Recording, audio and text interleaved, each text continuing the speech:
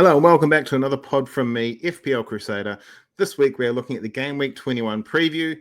For those who don't know, Game Week 21 is midweek, and then 3 days later we've got Game Week 22. So hopefully all of your transfers are in place. There's a few injuries going around, so we'll touch on those in a sec. I've got some more stats in terms of shots, goals, assists. I've got some differentials now. We're doing it different this week. We're doing the top 3 differentials, top 3 captains. Then I'm going to talk to you about my team. So if you've seen my videos during the week, you know that I'm contemplating a wild card. The wild card has been actioned, but wait till the end for that, or fast forward to the end if you want, and then we'll address that. But let's have a look at the injuries first. So the injury list now, as of this morning, the 13th, Henderson is injured, 12% owned. He's got the flu. He's got 2 game weeks in 3 days. Will he be benched? If they're starting off a good run, they should probably start it off properly, like in a positive manner, but I'm not entirely sure what the coach will do. They got Matthews and Turner, who are both average in terms of Premier League, but they can cover, so it shouldn't be too bad. Saka, as we know, is out, 10% owned, hamstring. He's out until game week 28, so 7 more game weeks. Yes, 7 more game weeks, 8 including this one. Who do you go with? Odegaard. There's a massive move off Odegaard. Do you go Gordon? Do you go Rogers? Gordon is very popular. As we'll see later, and the most wanted, he's quite popular this week. João Pedro, 17% owned. He twisted his ankle.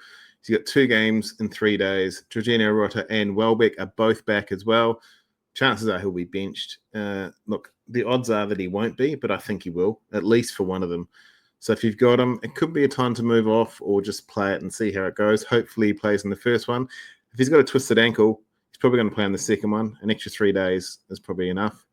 There's a few other assets that have injuries as well. Urian Timber from Arsenal. He's the entry-level, I say entry-level, still over 5 mil, but he's away into the Arsenal defense. He's got a little niggle. So does Jesus. So those who had a gamble on him, they can probably get rid of it. The world's best goalkeeper, Emiliano Martinez, he's also got an injury as well. Whether or not they all play, it's a bit up in the air at the moment. So if you have any of these in your team and you want to play them, I would wait until deadline. Or if you get any leaks, maybe we will, maybe we won't. Let's have a quick look at the fixture ticker on the left there. It's just a sea of red, right? Everyone's got reds. The only ones that are at 3 greens are Crystal Palace. Brighton looks okay. They got Ipswich, Everton maybe. Fulham have got 2 greens, but they're both away. West Ham with a manager bounce, maybe not. Manchester United had the plum fixture this week at home to Southampton. Newcastle have Wolves, Bournemouth, and Southampton. That's a pretty good fixture one. That should be 3 greens, to be honest. Bournemouth is 7th. They're looking pretty well, but they're still at home. Newcastle are, and they're a different beast at home. They are the best team in the league. And also Forest and Liverpool. It's going to be a good clash this week, Forest and Liverpool. I'm not sure who's going to win that, actually. Chances are Liverpool run away with it. But if Forest can do the double over them, then they might be a sneaky title chance this season. Who knows? If they keep going the way they're going, there will be. Let's have a quick look at shots on target, or just shots in general as well. It's got on target, goals, off target, etc. Haaland's still up there, number 1. He's got 68 shots. Salah's catching him very quickly, 59. Semenyo's still 3rd at 50 shots. I can't believe the amount of shots this bloke has. But the majority of them are off target. He's only got 3 goals. I believe that's 3. Just don't quote me there. But he's only got 3 goals. But the majority of them off target, 27 off target. I know there's still 23 on, but he loves his shot. If he trued up his accuracy, he would be an absolute FPL must-have. Palmer's next. Madueke, he's still getting the shots off. Cunha, Watkins, Isak, Bruno, Bowen, basically all the top assets. But in terms of on target compared to off target, look at Salah, 38 to 21. That percentage there is spectacular. Haaland, 44 to 28. Sorry, 44 to 24. That's not too bad, but he should be converting more if he's having that many shots on target. Palmer's conversion rate's pretty good, 13 from 30, and it's a big difference compared to his off target rate as well. If you're a stats nerd like me, I do this for a living as well, so I work in finance. So Bruno, 16 and 20. That's not good, mate. That's not good at all. And Bowen is much better. So if you got half of these players in your team, you're probably looking pretty good. Bruno is a big topic of conversation this week. Let's have a look at my grey list. Went one too far there. Apologise for that. So the grey list is what I do each week. It's 4 players in each position, 2 that are must-haves, 1 that's a risk, and 1 that you just want to get rid of or don't even consider. Let's look at the goalies first. I got Sales and Henderson there as the must-haves. Pickford is the risk because he doesn't have the fixtures. As we can see down the bottom, he's at home to Villa, then he's got Tottenham and Brighton. He's got Leicester in 24 and a double with Liverpool. These are all on FPL team and the fixture projections from Planet FPL as well. So jump on FPL team. It's got so much data you can have a look at. The one I would avoid would be Onana. I just don't know about their defense and why would you spend 5 million on that bloke? That being said, looking at the right-hand column, Onana's on 72 points. He's number 4 in terms of points for FPL goalies. So maybe you want to take a chance. I just don't think the goalies have been that flash. Sanchez has been horrible all year. He's still on 69 points. That's nice. Flecken's on 61. I've had him. He came good last week, but it's time to go, Mr. Fleck. Let's have a look at the major reason while these 4 are in the top, 4 or 5 goalies in the league in terms of points. Look at the middle purple bar. It's all saves. So 58, 57, 61, 51. So Sales, Henderson, Pickford, and Onana in that respective manner. So Sales himself is just doing amazingly. He's got 94 points. He's ahead of Pickford on 87. Fantastic. He's got 21 XGC, which means their defense is amazing. So you probably want a piece of the Forest defense. Their fixtures don't look that fantastic. I've actually put the wrong one up there. I apologize for that. I've got Liverpool there still. But Forest fixtures don't look that flash. Obviously, they got Liverpool this week, but there's not a lot of greens. That being said, I don't think a lot of the projectors are taking into account how good Forest are this season. Let's have a look at Henderson. He's crook, though, so I'm not really sure if this counts. I'm on wildcard, and to be honest, I had him in there. But then the thought of Henderson doubling it with Munoz, I didn't really want him. I might just go with a Pickford, I think. He's one of the best goalies in terms of saves, if not the best. He gets bonus points. Everton, even though they've got a new manager, they still need to defend because they can't attack. So you'd expect more. So these are the top 2. Henderson, potentially. This is done before I knew he was injured or he's got the flu. But it's still a good fixture. Sales is amazing. Pickford's just as good. And Onana can hit the bricks, Jack. So let's look at defenders now. So I've got Munoz and Hall as the locks. I've got them on my team. I know pulling a wildcard at Game Week 21 means I shouldn't be forecasting any transfers. And honestly, if Munoz and Hall stay fit for the next 10, 15 weeks, I'm just going to play them every week and then rotate my other 3. I think this is what I'm going to do. Ola Aina is number 1 in terms of points of defenders, 95 points, 12 points ahead of Gabriel. That is phenomenal. He is a bit of a risk. Now we can see the Forest. So they've got 2 home games. They've got Liverpool, and then they've also got Southampton. So plum fixtures, right? But then from there, right, pretty much up until 29, it's a bit rough. So Bournemouth, Brighton, Fulham. Can't see who that is. Then Arsenal, Man City. I can't see the 25 one. That being said, I think some of these should be green when they're not, considering they are that good in terms of their defense. Ryan Aït-Nouri, he's the one to avoid because their fixtures are horrible. But as we can see from this graph here, he's got the most goals and assists. He's up to 8, double the other 2. If you add them all up, he almost beats them. Clean sheets is for Aina. Clean sheets also for Lewis. They've had a few in a row. And then Crystal Palace don't seem to get clean sheets. Neither do Wolves, but Aït-Nouri should be right up there in terms of points, but he's not. We run through the points leaders. It's Aina, Gabriel, Alexander, so usual suspects. Milinkovic, Hall, Murillo, Kirkes, and Virgil van Dijk. I have got 2 of these players in my wildcard, and I've got an alternative to Ola Aina as well, just to save that points free, because I think I'll need it down the road. Let's look at midfielders. Couple of no-brainers here. Gordon, Sarr, Rogers, and Mbeumo is an avoid. No matter how good Mbeumo is, he'll probably do really good this week against City, but he's got a tough run coming up, as you can see down there. Here's, with the fixture ticker, here's the number 3 in terms of FPL points. He's overtaken Saka by quite some margin, to be honest. He's catching Palmer. That's what 19 points in a week does. But Gordon, he's number 5. He's got 90 points. He's got 5 goals, 5 assists at 10 XGI. So he's bang on his XGI. He was well below it a few weeks back, but I think he's really driving that now. So expect his points output to get much better. Ismaila Sarr, much like Daniel Munoz for Palace, he's there or thereabouts in terms of the stats, but it's just not coming from. I think if he gets like one game where he gets 2 goals, then bang, he's going to go bang, bang, bang and get a whole bunch of points. But until he gets that favourable run, he might always be this guy that's trolling us. But hopefully for his sake, I think he's a really good player. And he's mature enough now. He's in his mid to late 20s. Hopefully for his sake, he gets that across the line. Rodgers has a plum fixture this week at Leicester. My entry point to Rodgers would probably be 23. They got West Ham, Wolves and Ipswich. I can probably transfer him around for another 5 million midfielder. He's got 6 goals, 4 assists at 6 XGI. So he's well overperforming it. And even though he hasn't been doing it a lot, he's a little bit like, I'm not saying he's like Palmer, but he's a little bit like that. He can get 4 2s and then he can get all of a sudden a 15 or a 17. So speaking of big hauls, Mbeumo, 13 goals, 3 assists at 10 XGI. That is phenomenal for a midfielder, especially one price under 8 like he is. I think we'll be all moving on to him when their fixtures turn around game week 25. I definitely will. Then I'll probably hold him for the rest of the season, depending on when those doubles and blanks come in. If his blank is around 25, then I might not do that. But yeah, I think for my team currently, I definitely want to have Gordon, and the others are definitely a consideration. Let's have a look at forwards. We've got Mateta here, Chris Wood, the ever-reliable, Wissa and Watkins. So the reason why I put Watkins as an avoid is I had him before my wild card, brought him in the week before. But Duran's back, and when Duran plays, he scores. Ollie Watkins had his game last week, and he failed. 3 days after the Everton game, they've got Arsenal.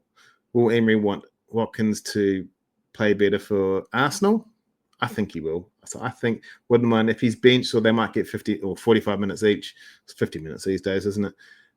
Let's have a look at the stats, though. Mateta's stats are probably the least, but he's got the best fixtures. As we can see there, right up until game week 28, it looks pretty plumb. So he's got 5 goals. I think it's just the 1 assist from 7 XGI. Chris Wood has the same XGI. 12 goals, 1 assist. Wissa, the silent assassin, 9 goals, 3 assists from 9 XGI, which is phenomenal, right? Like, it's really good. And Ollie's sneaking up there too. So he's got 8 and 4 from 11. As we can see, Ollie is number 5 or number 6. How good is my math? In terms of FPL points, Haaland's still first. Haaland's still first for forwards, Isak, Wood, Cunha, and Jackson. So I've got Isak, and I definitely want two of these. Mateta's not even there. He's expensive too, so that might be a punt that I'll have to go with. As always, there's a lot of transfer talk in and around midweek games. There's a lot of transfer talk when there's a gap between game weeks. So we haven't quite had the full 2 weeks off like we do for an international. We've had a week and a half, and people are really set on Newcastle. The top 3 transferred in Gordon, Hall, and Isak. Gordon's got 430k, Hall 320, and Isak 300. So everyone's piling in. And Mbeumo's just under 300. Ahmad is 260. So for Gordon, he's returned in the last 8 game weeks. He's playing for the best or the most informed team in the league. Same with Hall and Isak. Obviously, Hall's probably the best defender currently, attacking defender on form. And Isak is the number 1 forward. He's also got 7 returns in a row. And I think these people are pretty much fixture-proof, right? They can do against anyone currently. Once their fixtures dip, then maybe it's a consideration we need to have moving forward. And Mbeumo, he keeps scoring regardless of opposition. Just 295k is recency bias, I think, a little bit on his 19 points he's got recently.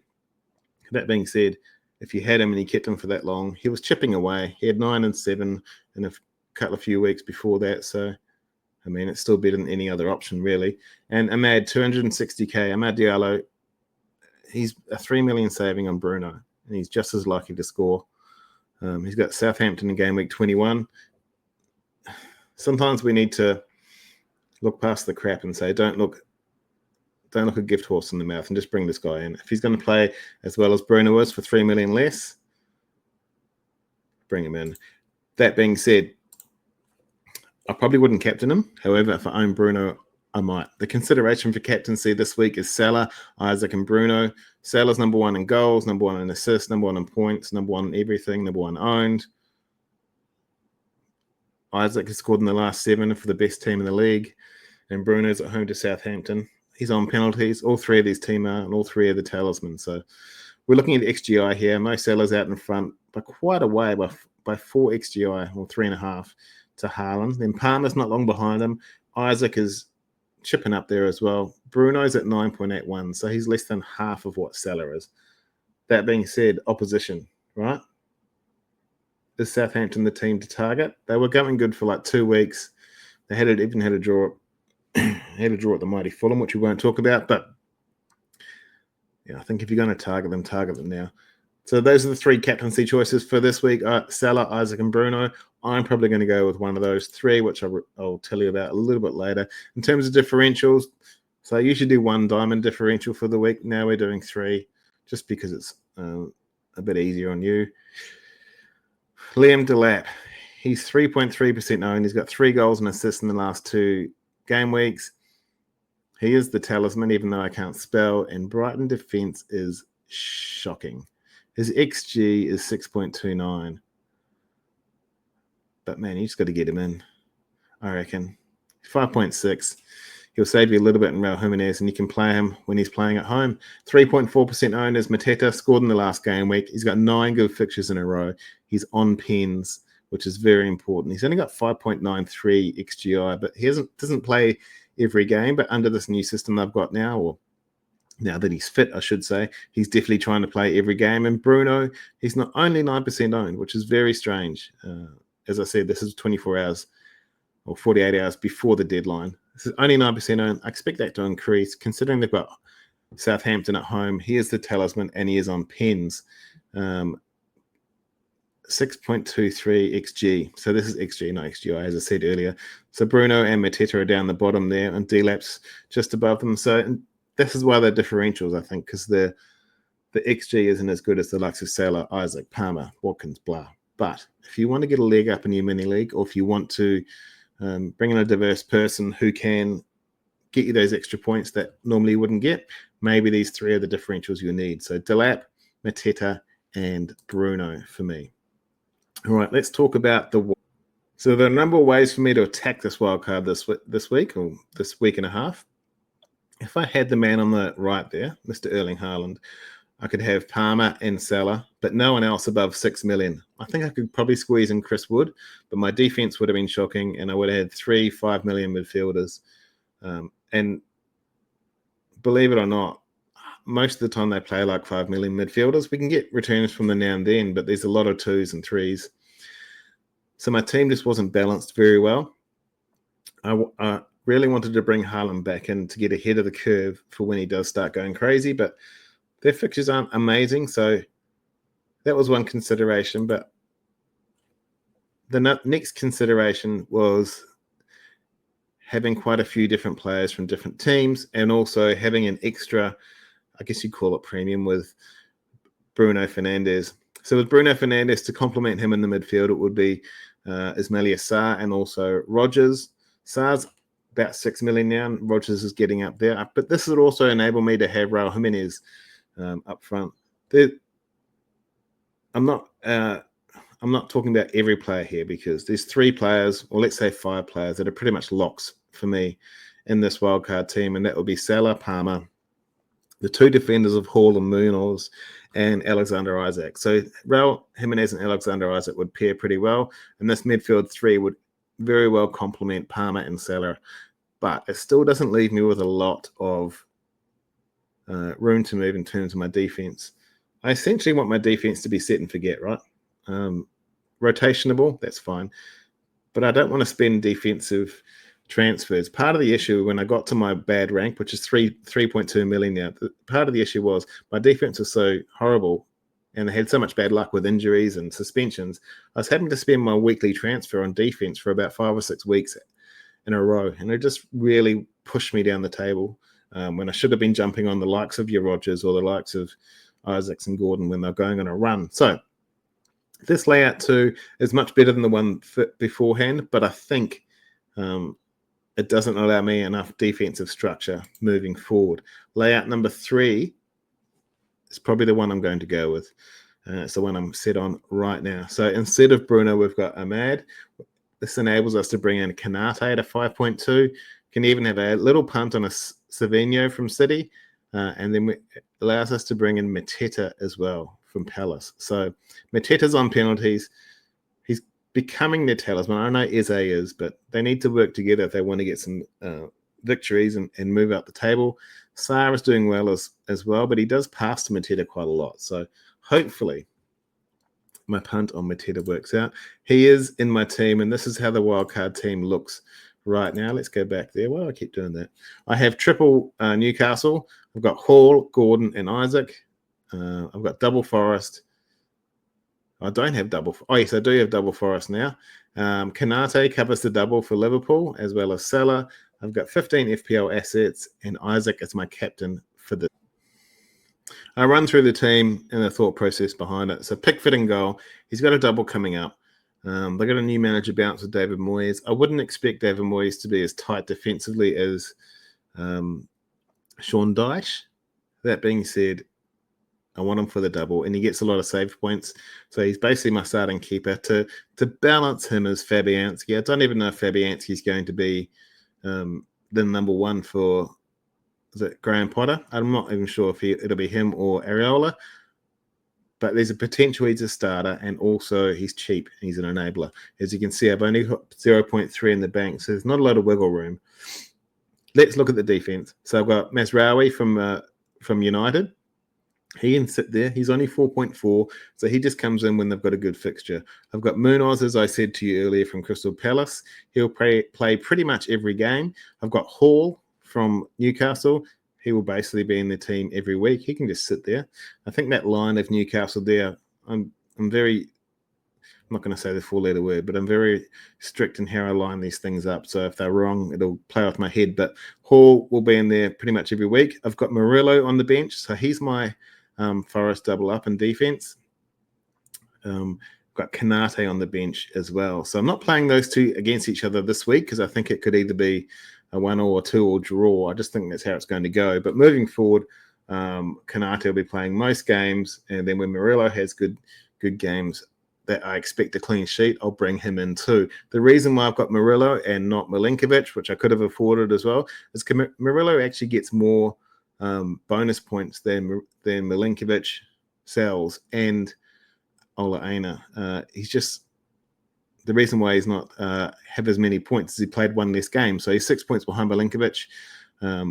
But yeah, I think Murillo will get some much needed bonus points for me when I need to bring him in. Let's have a look at the midfield. I've got Mo Salah, obviously, no brainer, best player in the game. If you don't have him, you probably ranked around where I am. I've got Mad Diallo from United. I took the wildcard number 3 option where I could save that 3 million and move it elsewhere. I've got Savio from City. I expect him to continue doing well, and I expect him to continue getting in the team. And I've got a good 15 players in the team. So that means that if he doesn't play, then who's going to come in? It's Chris Wood. I've got Gordon. If you don't have Gordon, then you probably want him. He's playing that well. Palmer's the one that needs to start doing more. So I know Palmer's still an amazing FPL asset, but at 11 million, he's now only 2 million different from 2 and a bit million different from Haaland. So if I need to go to Haaland and Palmer's not pulling their socks up or Chelsea's not pulling their socks up, it's not too hard for me to go there. Mateta down to, let's say, Raul Jimenez, and Palmer to someone much lower. Oh, sorry, it'll be Mateta to Haaland, and then Palmer down to, it'll have to be Rodgers or someone. That would pretty much get me there. I'll probably like 1 or 2 million out, but by that time, I should have freed up some funds elsewhere. I'm just rambling now. But yeah, Palmer needs to start scoring again. I'm still reluctant. I want him there instead of Haaland. But if Haaland starts knocking off, then I'll have to bring him in. In terms of my forward line, I've got Mateta and Isak, and Wood is on the bench this week. Isak is my captain. I think Mateta's going to start going off soon. He's looking like he wants to. He's getting the feed from the rest of the team, and I think this could be his time to shine. I said earlier it was going to be the winter of Watkins or summer down here, but he just doesn't look like he wants to be honest. Whereas Mateta's a bit different. He's in the prime of his career. He's playing their team on the up, and they've got the fixtures, so everything about that says go for it for me. So that's how my team looks. Let me know what you think of the team. I've had a big shout out to the FPL or Scoutcast community team. I consulted them a lot with this, and I took on some of their advice. So thank you to all of those who have given me their thoughts. If you guys like this team or don't like the team, tell me what you would change. I'm not sure if I'm going to change it, but it'd be good to get your feedback just to see what the community is up to. But that's how I'm looking for Game Week 21. Isak is the captain. I've got the Vice and Mateta there on FPL team, but I think it's actually on Salah in the FPL app. But yeah, three Newcastle, 2 Forest, 2 Palace, and then Kanata, and 2 Liverpool and 1 City. I've got no Arsenal, which is fine because they seemingly can't score without Saka. So ideally, I would love to have moved Savio to Martinelli. He's been one of my favorite Arsenal assets to use over the past few years, but he never really kicks on. So I can't really go there. But that's how the team sets up for Game Week 21. I've pulled my second wild card. This team needs to last me 17 game weeks with a whole bunch of different chip strategies, which I'll go into over the next few weeks. But that's how we're lining up. Pickford, Mazraoui, Munoz, Hall, Salah, Ahmad, Savio, Gordon, Palmer, Mateta, and Isak is the captain. Brilliant. Thank you for tuning in. I hope you liked the video and my ramblings about my wild card. It's one of those things you can really go down a rabbit hole with, but it is what it is. It's been fun. I hope all your arrows are green and your differential score hat tricks for this game week, which is Game Week 21. Don't forget, Game Week 22 is just around the corner, only 3 days away as well. Thank you very much. My name's Luke, FPL Crusader. Thanks for watching and have a good week.